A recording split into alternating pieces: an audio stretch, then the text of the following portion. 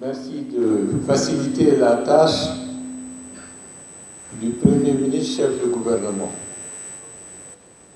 Parce que dans l'actuelle Constitution, en dehors du rôle du Premier ministre d'être chef de l'administration, il est aussi chargé de la bonne gouvernance. D'où, avec plaisir, les travaux, le diagnostic qui a été établi donne une ligne de conduite des réformes indispensables. Demain, il ne faudrait pas que les gens disent « ça se fait contre moi ». Nous devons avoir une structure cohérente en fonction des objectifs à atteindre au niveau de tous les leviers. C'est quelque chose de très important, parce que très souvent le problème que nous avons, dès que vous voulez faire une réforme,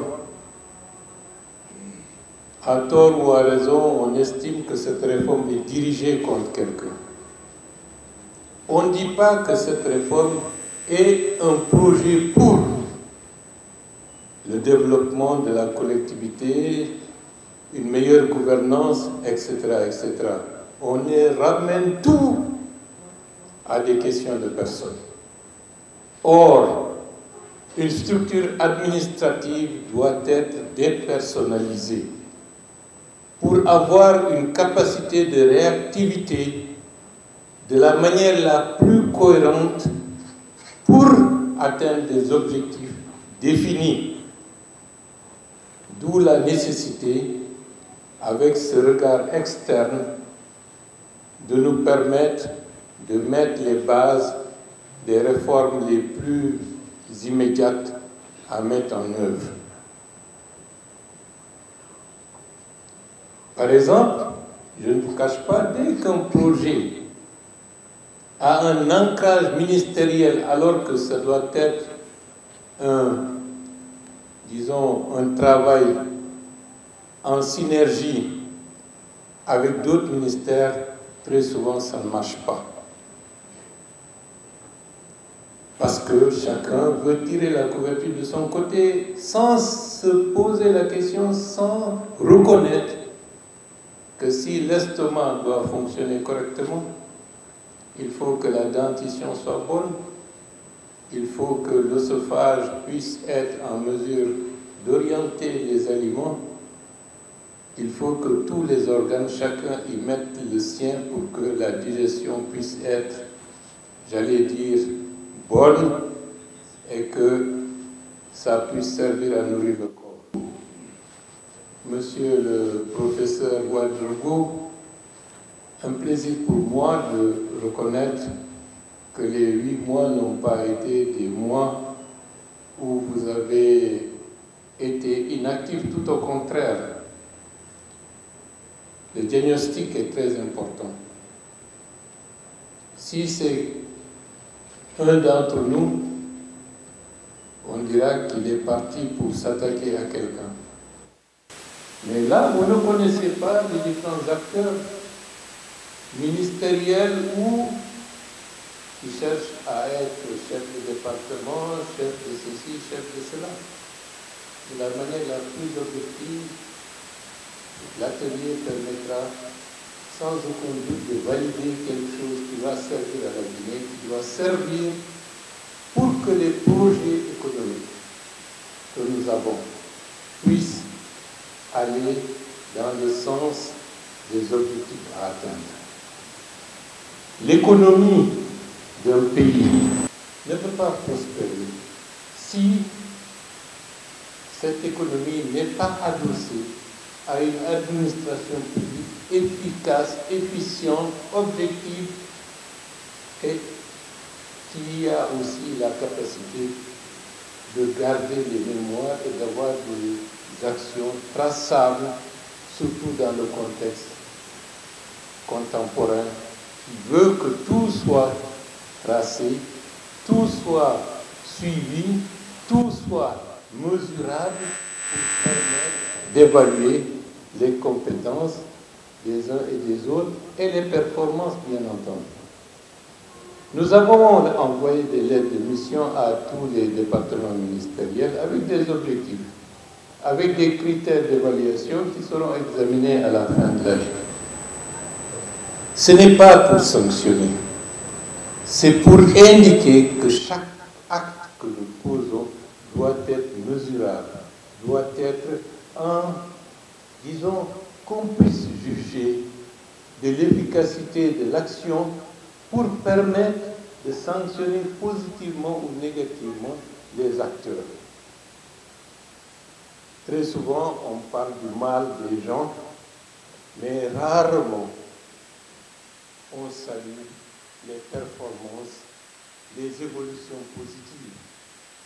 Et comme vous le savez, dans une société où on ne cherche pas à atteindre des résultats, tous ceux qui brillent par leur talent et leurs compétences sont vus d'un mauvais œil, en se disant, tiens, qu'est-ce qu'il veut? Il veut montrer qu'il peut, etc., etc.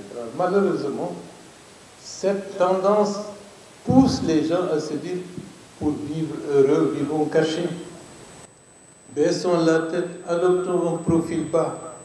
Et le processus qui rime vers une médiocritisation de la globalité s'installe. Le ministre de la fonction publique a eu de bonnes actions vers les administrateurs à l'intérieur du pays. Des formations sont distribuées.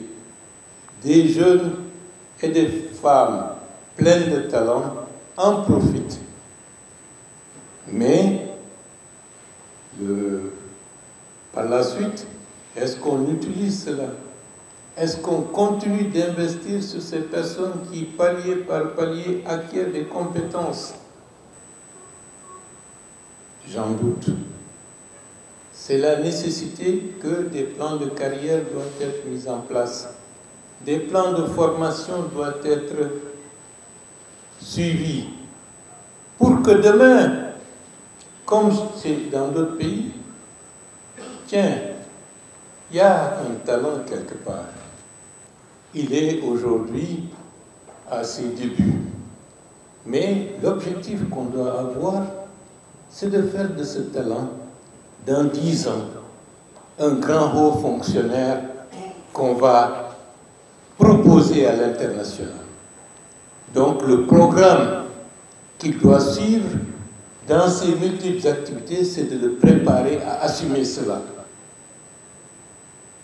On a perdu beaucoup de nos ressources humaines qui sont balancées à gauche, à droite, qui ne sont pas utilisées par le fait qu'ils ont été mis dans un processus de formation. On a investi, mais on n'utilise pas l'investissement qu'on a, pour lequel les contribuables ont dépensé des ressources. C'est tout cela qu'il faut repenser pour nous permettre d'utiliser le principal capital de tout pays. C'est son capital humain. La principale ressource qui permet à un pays d'avancer, c'est la qualité de sa ressource humaine. On peut avoir tout l'or du monde. On peut avoir toutes les ressources minières dans notre pays. Si nous n'avons pas une meilleure capacité d'utiliser de manière optimale les ressources humaines dont nous disposons et dont il faut renforcer les compétences et les efficacités à travers des organisations administratives bien pensées, c'est comme si on jette tout notre or, toute notre richesse par la fenêtre. Mesdames et messieurs, c'est un plaisir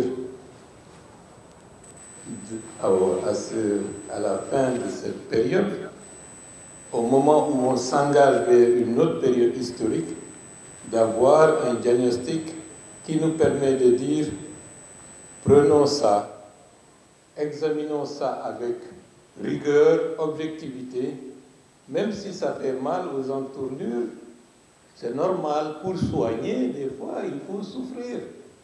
Oui ou non? Lorsqu'on vous injecte une piqûre, on vous pique, ça fait mal.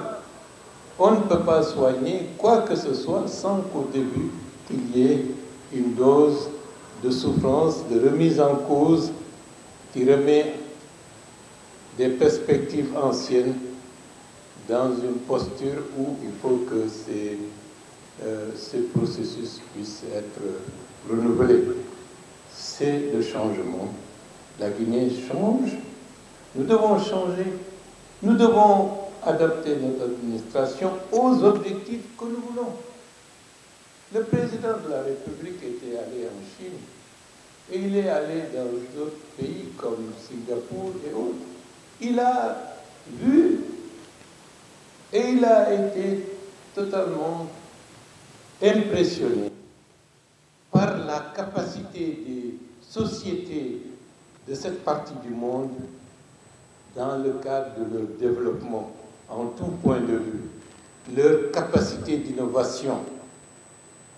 Et nous aussi, nous devons nous inspirer de ces exemples.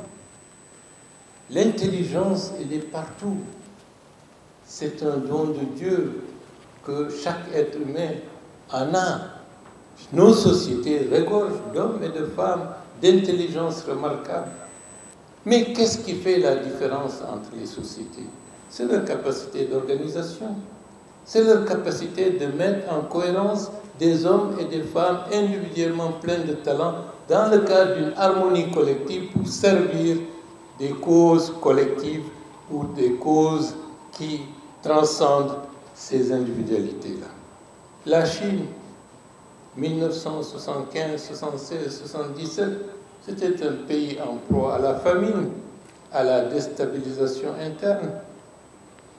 Aujourd'hui, nous sommes contemporains de cette transformation vraiment exceptionnelle d'un des pays qui, à l'époque, était le plus peuplé du monde. D'un pays en sous-développement à un pays qui peut dire aujourd'hui qu'il est en compétition pour être la première ou la deuxième superpuissance mondiale. Ce sont des êtres humains. Nous aussi, nous le pouvons si nous voulons. Nous avons peut-être des ressources, mais si on néglige la ressource principale, qui est le capital humain, on n'ira nulle part. Mesdames et messieurs, ce diagnostic n'est pas pour fouetter les uns et les autres, c'est un levier, c'est un adjuvant pour se dire, nous aussi nous pouvons, que dans 10 ans, dans 15 ans, où est-ce que nous voulons être? À quel niveau? Un pays en proie à la famine, à la pauvreté, à la malnutrition, ou un pays qui va compter non pas à l'échelle continentale, mais à l'échelle mondiale. C'est l'objectif assigné dans un premier élan à travers le programme Simandou 2040. Et le programme Simandou 2040 n'est qu'un premier aspect de programme encore plus ambitieux pour mettre nos ressources dans une posture d'être mieux exploitées pour servir la communauté nationale et même au-delà, la communauté africaine. Je ne vais pas allonger le discours, mais je suis très heureux de ce diagnostic. Et ça va me faciliter la tâche, parce que j'avais déjà commandé d'autres études pour tirer et faire en sorte qu'il y ait des pistes de solutions pour mieux améliorer les capacités de notre administration de manière générale.